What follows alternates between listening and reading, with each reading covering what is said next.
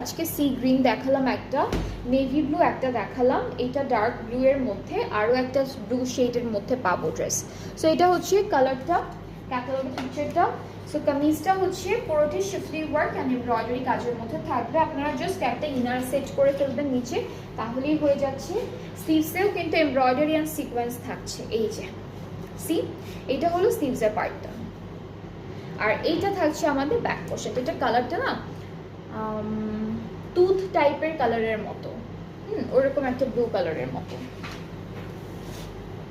এটা স্লিভসের প্যানেল, এটা সুন্দর স্লিভসে বসে যাবে, সিকোয়েন্স থাকছে, এটা দামানের জন্য থাকবে।